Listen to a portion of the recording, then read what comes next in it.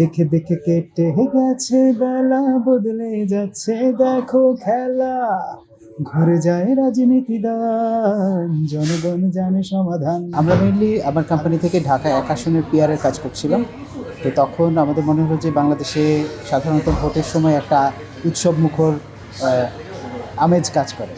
তো সাধারণত যেহেতু অনেক বছর ধরে আমাদের বাংলাদেশে আমরা ভোটাধিকার থেকে বঞ্চিত, এবং এবারের ভোটটা আমার ধারণা ইতিহাসের সবচেয়ে উল্লেখযোগ্য একটি সময়।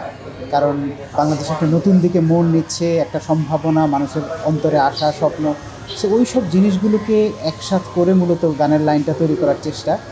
এবং আপনি জানেন যে দুটো গান ভাইরাল হয়েছে, এর মধ্যে একটি গান হচ্ছে ভালো লোকে হোক এবার পাল্লা।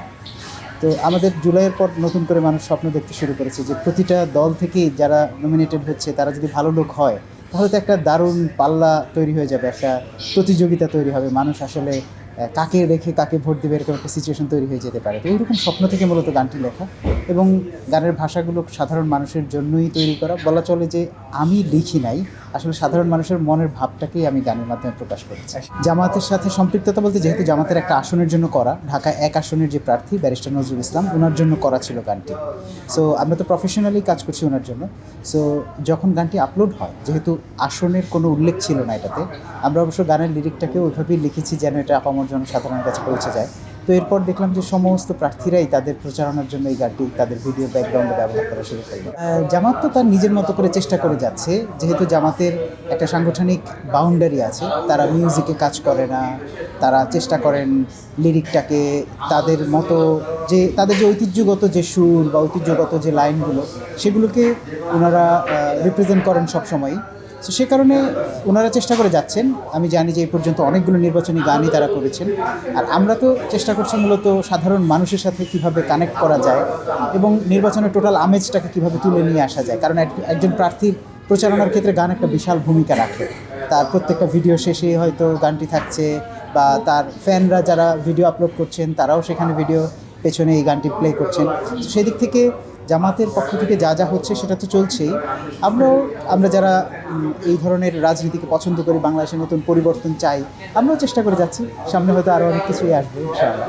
আমি সব জায়গায় এই গল্পটা শেয়ার করি, সেটা হচ্ছে যে দাঁড়িপাল্লার দুটো গানের একটা গান, যেটা নৌকা ধানের শেষ লাঙ্গল দেখা শেষ, দাঁড়িপাল্লা এবার গড়বে বাংলাদেশ। ওই গানটি যখন রিলিজ হওয়ার পর আমার সোশ্যাল মিডিয়ার পেজেই আমি রিলিজ করেছিলাম।